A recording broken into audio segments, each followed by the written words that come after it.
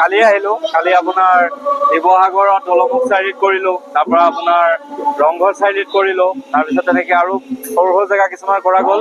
কালি সৰ্বমুঠ 5টা অনুষ্ঠান কৰিলোঁ আৰু আজি নাজিৰা প্ৰথমটো অনুষ্ঠান কৰিলোঁ অগ্নিধাম মন্দিৰৰ ওচৰত আৰু দ্বিতীয়টো এই মিলন মন্দিৰৰ ওচৰত কৰিছোঁহি।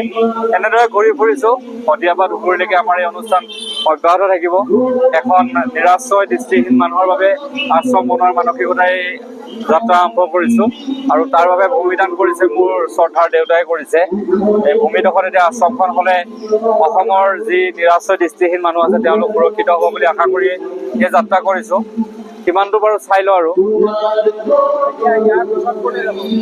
ইয়াৰ পিছত আমি এতিয়া নেক্সট ইয়াত কৰাৰ পিছত শিমলুগুৰি আছে, তেনেকৈ গৈ সোণাৰী গৈ ডিব্ৰুগড়, তিনিচুকীয়া, তেনেকৈ দুলীয়াজান সকলোতে কৰি তেনেকৈ ঘূৰি যাম আৰু লাষ্টত আকৌ নামনি অসম যাম। তেনেকৈ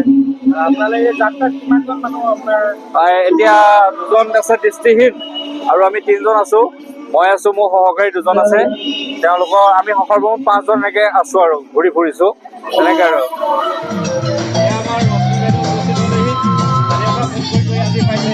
বাইদেউ শিৱসাগৰত ঘৰ, বাইদেউ এগৰাকী মানৱ লৰি মহিলা, তেখেতে বহুত মানুহক সহায় কৰি থাকে আৰু নিশ্চয় যিটো গানটো তেওঁ অনেক সহায় কৰিছে। তেওঁ এটা ডাঙৰ পদক্ষেপ লৈ দিছে, বাইদেউ শিৱসাগৰ হিচাপে